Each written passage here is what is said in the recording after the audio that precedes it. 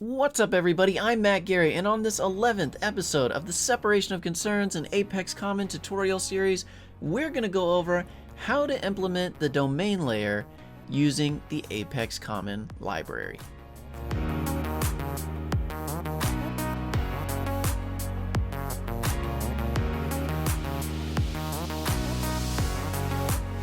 Alright guys, so welcome to the 11th episode of the Separation of Concerns and Apex Common tutorial series. If you stuck with me this far, congratulations. You're pretty close to done. But you know, if you're just here just to look at the domain layer, that's cool too. So let's go over this. What we're going to do today is build an implementation of a domain layer using basically we're going to build a domain layer class, really, using the fflib sobject domain class, which is on the screen right now. So basically we're going to create a domain layer class using the Apex Common library. Now, why would you choose to implement your domain layers using the Apex Common library as opposed to the other ones? To be honest, when I started this video series, I wasn't 110% sold on Apex Commons, or the Apex Common library. I'd heard a number of bad things, heard good things, heard bad things, was up in the air. I've spent now, because of this series, hundreds of hours with not just this library, but other libraries.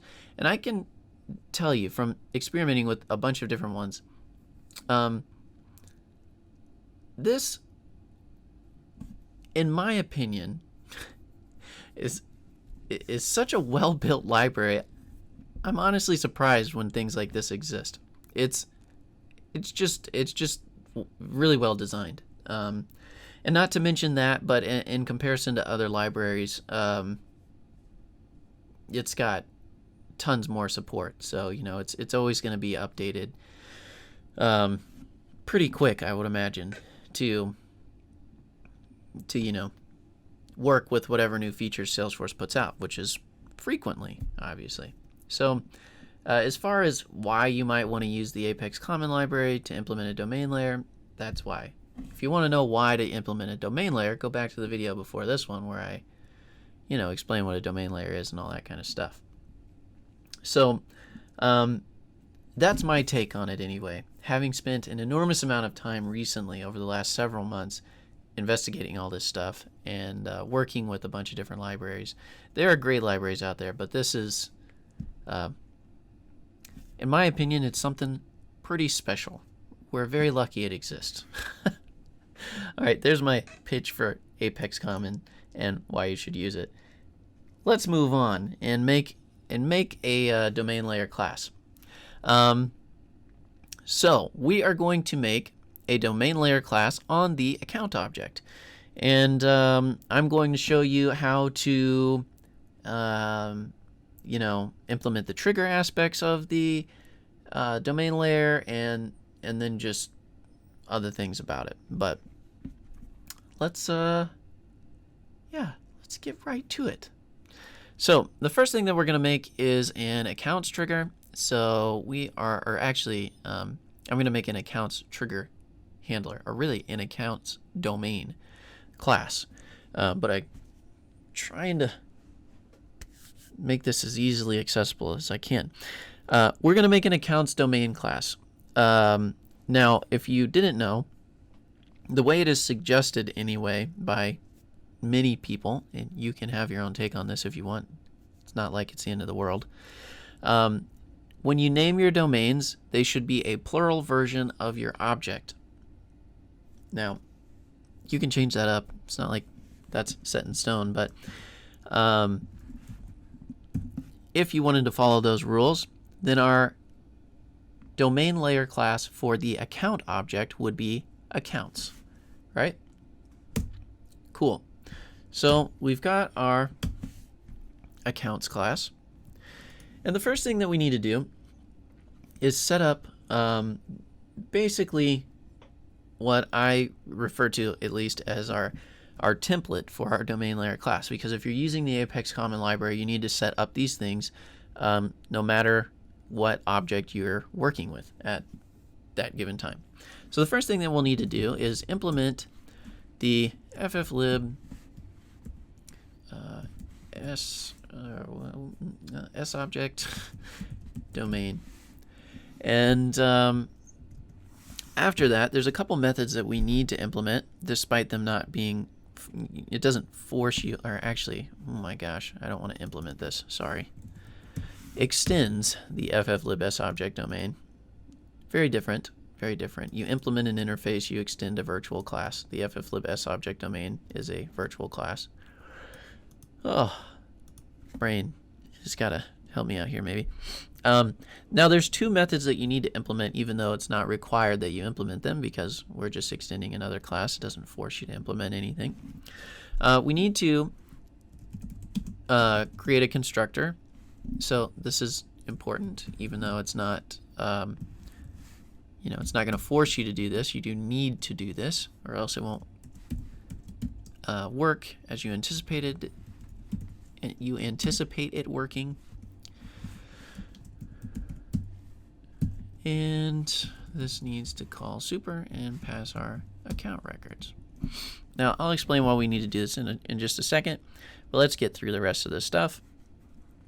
The one other method that we need to implement here is a constructor. So we're going to call it public class. You need to implement an inner class called constructor.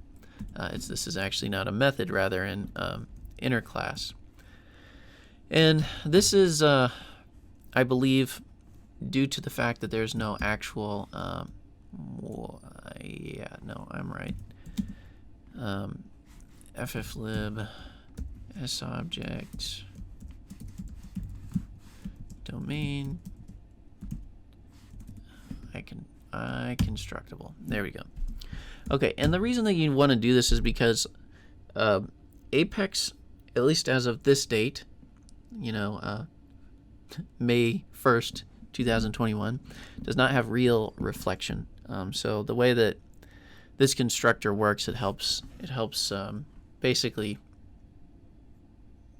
it's basically like pseudo reflection. If you're not familiar with what reflection is, I'll stick something in the comment or in the description of this video where you can, check out what that actually is. I do not want to bog down this video with a technical explanation of that, though, so I'm not going to get into it.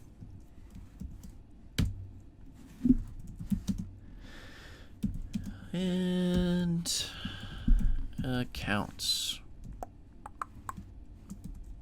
All right. Cool.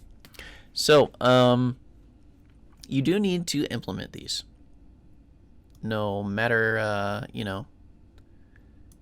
what it is. Oh, wow. Got this wrong here. This should just be SObject. So you do need to implement this. You need to create, rather, this inner class called constructor that implements the fflib SObject domain constructible class.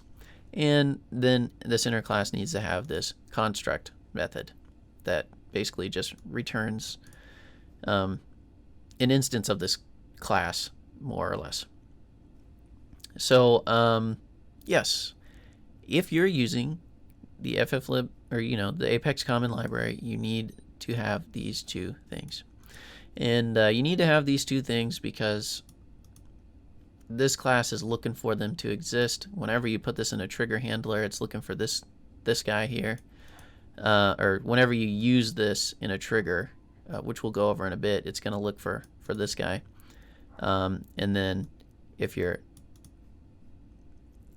are going to initialize this class outside of the context of a trigger, even in the context of a trigger, it's important, but both of these, you really need this, because what this ends up doing is, in the fflib SObject domain class, there is this records here, right? There's this records variable that we're taking a look at. And this records variable is super important. It's basically what's going to end up being your trigger.new, or basically your records that you can work with in the context of your domain class that you're making right now. So very important that you pass those along to the superclass. Otherwise, you're not gonna have much to work with.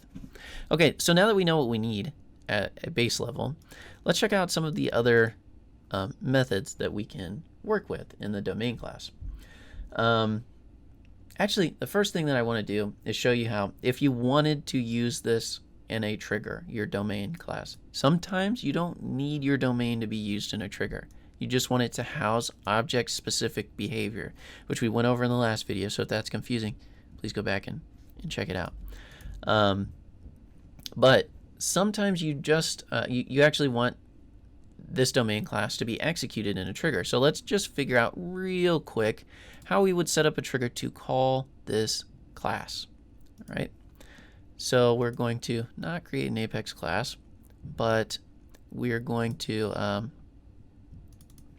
create an Apex trigger.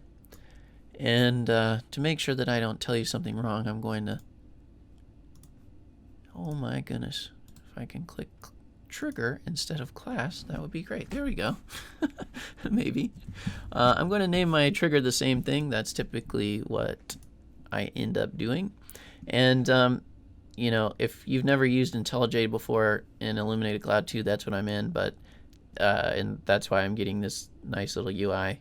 If you're using Visual Studio Code, you won't get this, but that's fine. We'll explain it in a second. So say for instance you wanted a trigger with that ran on before and after insert.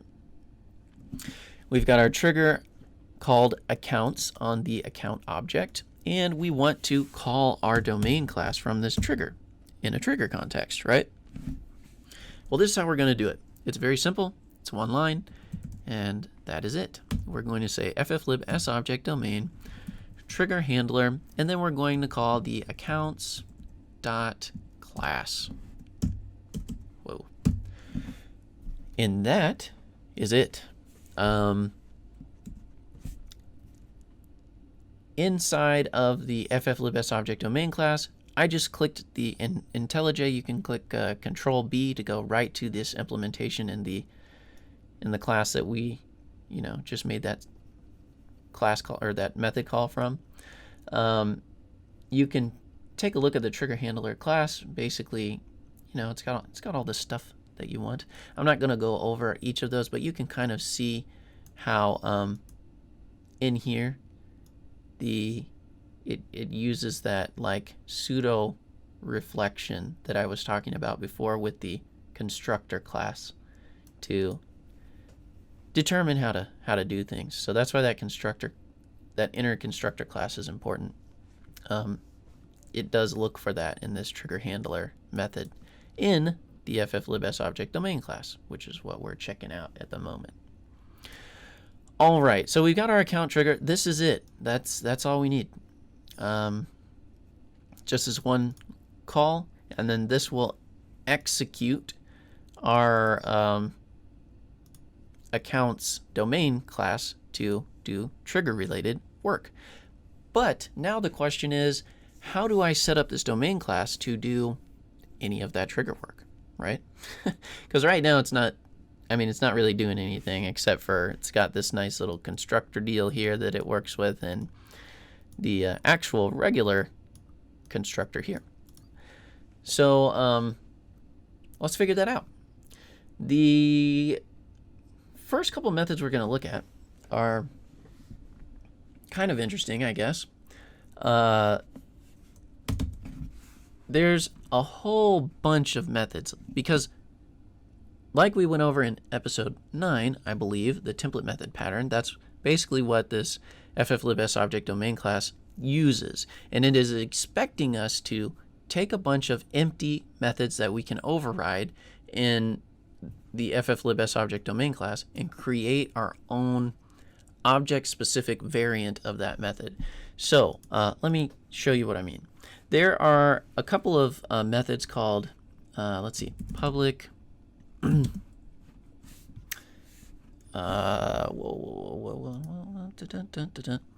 Yeah, okay, I'm not wrong. Public override void on apply defaults. So this is one of the first methods that you might consider using that exists in the fflib_object domain class. And if we go into the fflib_object domain class, again, I'm pressing Control B here, and we look at the on apply defaults method, we can see this is an empty method. And we can also see from the comments here that this on apply defaults is called by the handle before insert method. So basically, what this is going to do if you decide to override it is apply default characteristics to every record that is inserted into the system for you. So say, for instance, we wanted all of our accounts to, I don't know. This is not what you would do, by the way. It doesn't matter. Let me just go through it. Say we want all of our accounts to have a specific field filled out. We would do a little bit of this.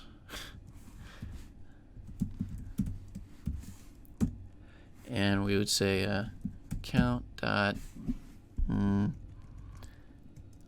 don't know. We'll say description equals cool account or something. Maybe we want all of the descriptions of our accounts to be something particular. I don't know what that is. Maybe it has their name in it. I don't know. Could be anything, right?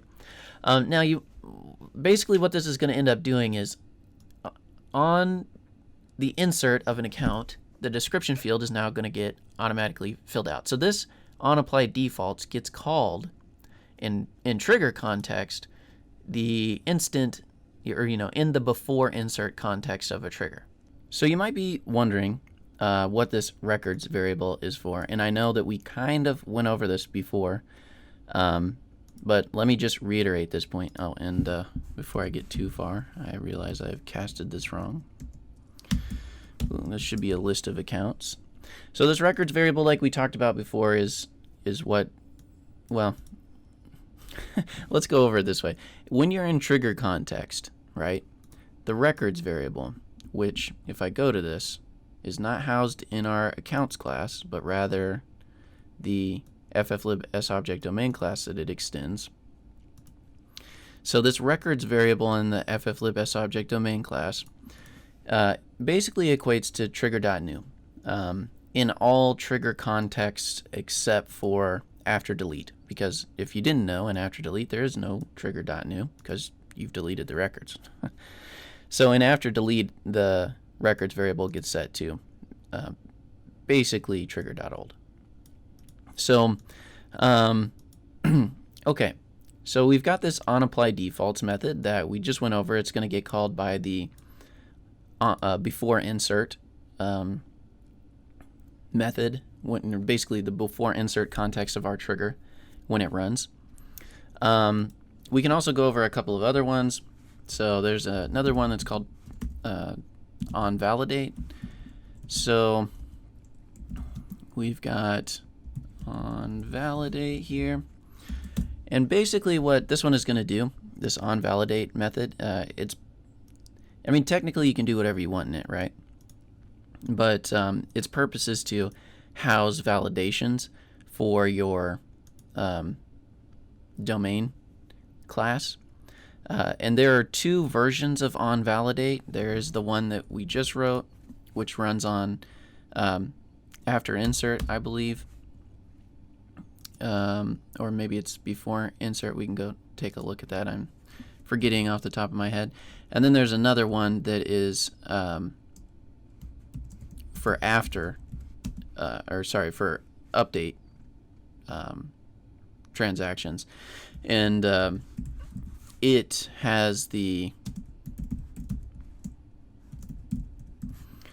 it's got a different method signature, even though it does the same thing, because this actually ends up passing in trigger context back to you the trigger.old map. So this existing records that you can see I've put in here, this basically equates to trigger.old. So you typically need that when you're doing updates in one way or another. All right, so let me just go double check that my remembering of this is right. Where does onValidate get called? It does get called after insert and after update. And yeah, so cool. And we'll just put some validation in here just to show you how this would be done. Now you might be asking yourself, or thinking to yourself maybe, why would you need an onValidate method when there are validation rules? And that's a fair question. But some validations are too difficult for validation rules, right? If you've not done a lot of, oh wait, what am I doing here? If you've not done a lot of Salesforce development, maybe you haven't run into those scenarios, but it can certainly get to that point where you've got validations that are way too complicated for a validation rule. We don't really have that right here. If I need to, so I'm going to throw a validation if the type isn't filled out, just so that we can see that this does indeed run. If account type, maybe if I can have my brain work while I talk. Then we'll do account.add error type must be filled out. Okay. Yeah, the other thing is maybe you've got, I don't know if you guys are familiar with this topic, but even though they don't outright market it a whole bunch, Salesforce actually recommends that you only use one type of what would you call it? One type of basically you need to choose whether or not you want to use configuration or code at a certain point. You shouldn't use triggers with process builders and flows. You should pick one technology and stick with it. And that's because you can get yourself into a lot of challenging situations. So at a certain point you might decide, okay, I don't want the validation rules anymore. I just want to house them in here because I've got 90% of my validations in my trigger. Or I have to put validations in my trigger, so let's put them in here. Anyway, there's a bunch of reasons why at least several reasons why you might want to put validations within the trigger itself. All right, so I'm going to go on ahead and delete this method for the moment, but just know that if you want validations to occur on after update, you would put them here. And ideally, if you needed the same validations in both places, right, you'd create another smaller method to be called, so you don't, you don't have the same code written a bunch of times. All right, so let's remove this, and I just want to go over one more thing. Public override void on before update. And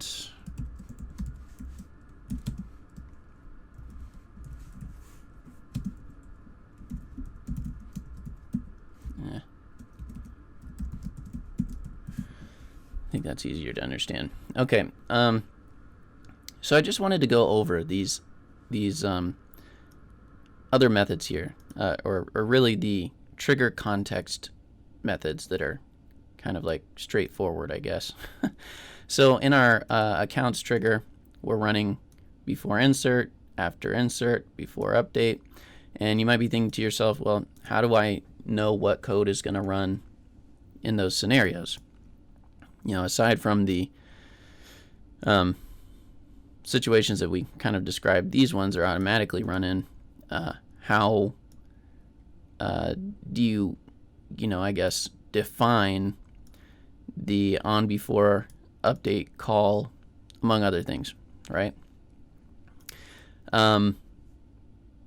If we head over to SS or fflib object domain, we can see that there are many methods that we can override, right? It's using that template method pattern that we went over a couple episodes ago.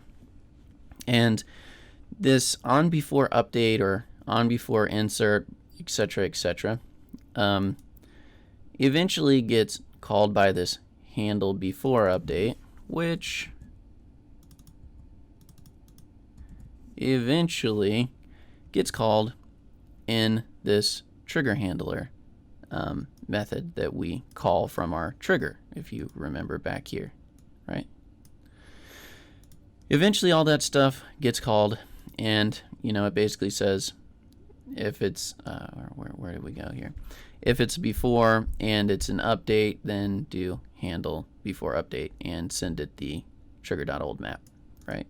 So the way this eventually works is, without getting super into the weeds here, is you override these on before update, on before insert, on after insert, etc. methods. There's one for every trigger context you can think of, and you do whatever it is you want to do there. So we can add something in here where we say something like for, and also, just so you're aware, this old records, I know I've said this before, but I'm just going to keep saying it. This ends up being trigger.old, right? Trigger.old map specifically. So we could say for account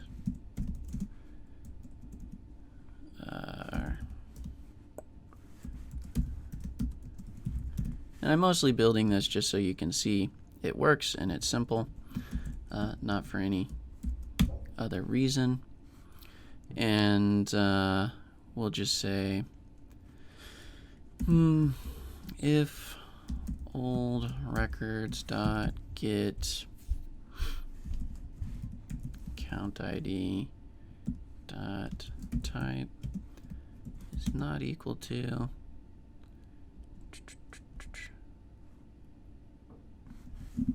count dot type, and it's crying about this because, as you can see, I might have to cast this a different way actually. As you can see, the this is a map of S object, so it's not gonna like that I'm trying to get an object specific record. So you would say something like account old account equals that, and then you'd say old account dot type. Okay, so basically what's happening is, because this is abstract, right, and it's supposed to be able to work on any object domain, the way that this method inherently works is that you have a map of IDS object old record, or in your trigger.old. So when you get in here, you have to cast these things, right, to what they truly are. You have to cast your records to a list of accounts. You have to cast your, I guess, record that you get from your map as an account. And so those things are important to know. If you don't do that, then it's going to complain and say records is not an instance of an account because it's an S object, blah, blah, blah. If you don't know what casting is, definitely check that out. It is a very important concept to understand. So we'll just say if old account dot type is not equal to the current, our new account type, then we will set it. We'll set it to, we'll set something else on it. We'll say account description equals type changed or something like that, right? And in just a minute here, I'll go over this, and I'll show you it running and that all these things do indeed work. But first I have to figure out, what exactly I screwed up. Oh, it's not in here. I guess I messed up. Was messing with some other class. Okay, cool. So this one's fine. Let's go over just a handful of other things that are important. So number one, if you didn't know, for every single one of these videos, there is a very in-depth wiki that goes over a wiki article in this GitHub repo here, which I will link in the description. But there's tons and tons of information in here, how to access all of your trigger variables for your domain class, how all the different available methods that you can leverage from the fflib_sobject domain class. There's, you know, the onApply defaults and onValidate methods that we talked about, but more than that, there's onBeforeInsert, onAfterDelete, all those other things. And on top of that, there's a couple of other useful methods like getChangedRecords, which is really awesome. I don't think I'm going to have time to go over that, but basically it'll return you a list of records that have had their fields changed and none of the other records that you don't care about. So it's pretty cool, allowing you to sift things out. Man, I guess somebody decided to vacuum in the middle of this video, so if you can hear it, I'm sorry. I can only control so much. Okay, so the other thing that's useful in here is a couple of things called configurate in the configuration inner class in this fflib_sobject domain class. So you can turn on and off a couple of things in the configuration called you can turn on and off trigger state, and you can turn on and off CRUD security. This is important because say you want some variables to be retained between your before portion of the trigger and the after portion of the trigger. That won't just naturally happen. If you want that to happen, you need to use this configuration.enable trigger state, and that's not like challenging at all to do. If you needed to do that, you could just in your constructor say, well, if you didn't know, this super has to be on the first line or else it'll cry. But you could say configuration.enable trigger state, and there you go. You've got what you need. You do need to be careful with enabling trigger state, though. It can cause recursive behavior. And the other thing is, if you don't want like CRUD security to be enforced, then you can, where is it? Enforce trigger CRUD security. There you go. You can turn this on and off, so you can enable and disable it. There's another one that's disable trigger CRUD security. If you don't know what CRUD security is, that's your create, read, update, delete security stuff for objects.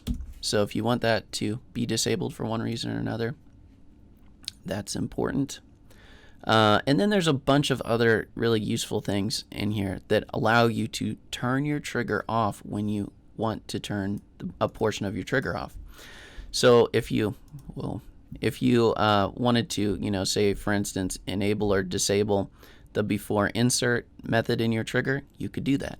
Same thing for update, delete, undelete, things along those lines. You could also just disable all of your trigger all at once, and then enable it all at once, or enable all before context of your trigger, or disable all of them as well. So that can be really useful, especially if you're in other triggers and you have to make a update to, say, the account in a different object. So if I was in the account trigger and I was making updates to the case object, I'd probably want to turn the trigger off for that moment in time so it doesn't refire for no reason. And these are extremely useful in that way. So, yeah, lots and lots and lots of other useful things that are in here. It's pretty awesome. Now, you might be wondering, okay, where does the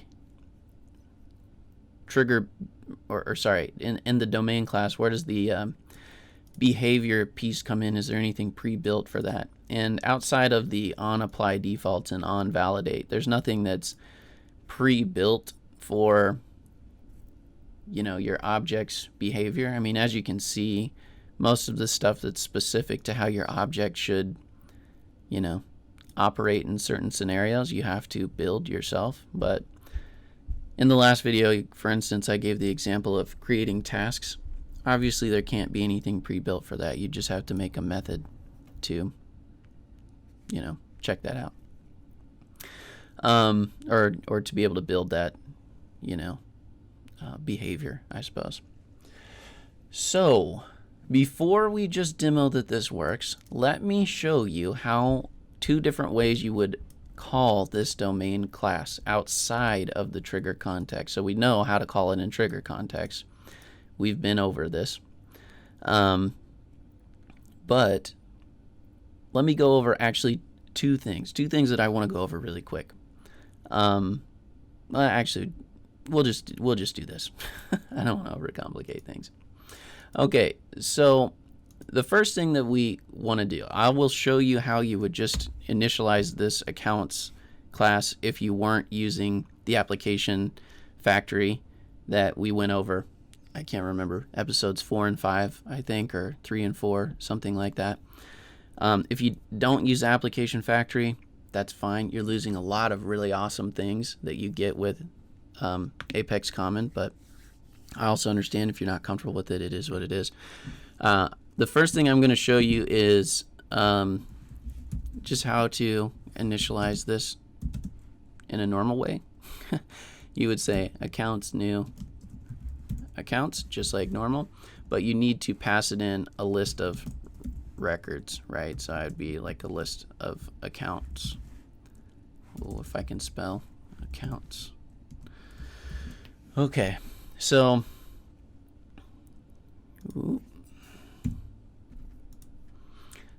I could initialize my domain this way for sure, right? Easy, super easy. I mean, that's pretty straightforward. If you've ever initialized a class, nothing special there. If I wanted to initialize this with my application class, though, the first thing that I'd need to do is go down to where my domain factory is in this application class that I built. So I've got my domain factory variable, and I've already done this, but you need to map your account SObject type to your new accounts domain class, right? Cool. Once we've done that, now we can, when we call this domain.new instance, we can get from the account SObject type a new account, a new instance basically of our accounts domain class that we set up. So if we came back here and we said fflib,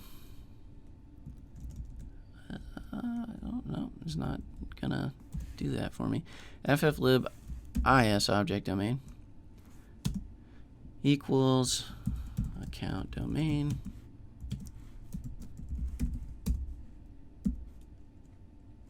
dot domain dot new instance, and I can send it in a couple different things. I think I can send it in object type if I want to initialize it, or a set of record IDs. And basically, this is going to give you back, based on your record IDs, your appropriate domain. So it's going to figure out, like, these record IDs are of type account or a case or whatever else. And then it's going to give me back the correct domain, right? You can kind of see this down here where it's a bit more abstract, right? I'm just calling this object domain. And what I could do after that is, I think I have something, maybe not, but what you could do if you're doing this in a more abstract way is then just figure out, is it an instance of the accounts class? So you would say something like, if account domain is an instance, oh my goodness, instance of accounts. Wow, it really auto-completed some weird stuff for me. Then I would cast this account domain, if I needed something specific on it. Okay.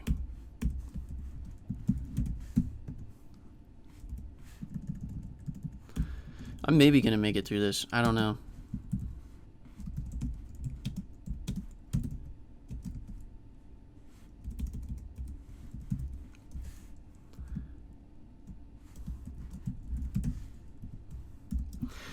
Just like that, right? So if I really needed to do something specific to the accounts domain in this kind of more abstract method here, then I could figure out, okay, this domain is actually of type accounts, and then I can call the account specific methods on it, right? If I had any, which I guess I don't at the moment. But just so you know, this is how you would at least initialize a domain using the factory class. Cool. If that's confusing, go back a few episodes to the application factory setup, and hopefully it explains it more there. All right, so let's figure out if this code actually works, right? Let's just prove that this setup is working like we want it to.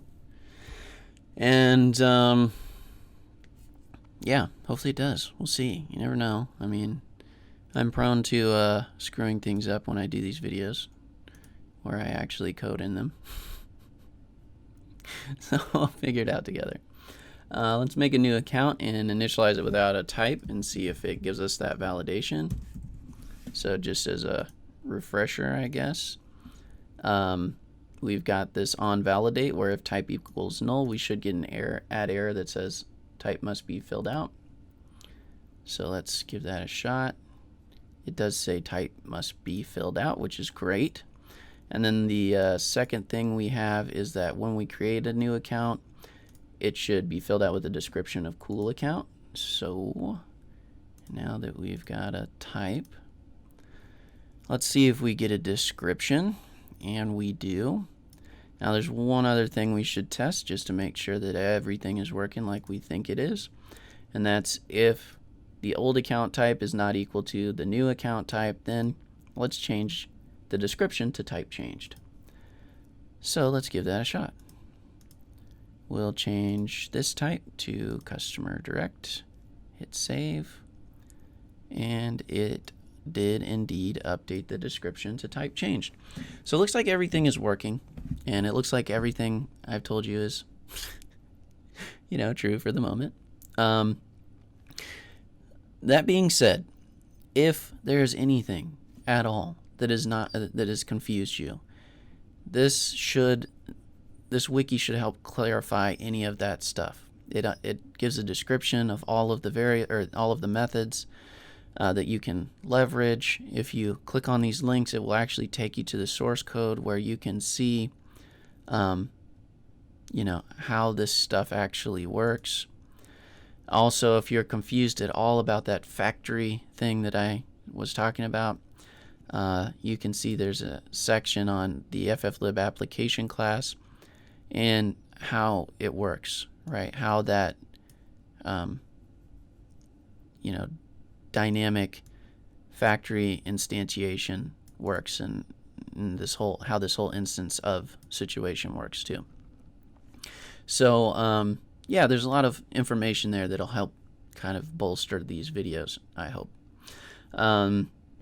Anyway, that is it for this video. Looks like in the next one we're going to get into the builder pattern and start our way through the selector layer, which is probably the simplest layer, but it's an important one. So that is it for this episode. Thanks for watching, and I'll see you in the next one.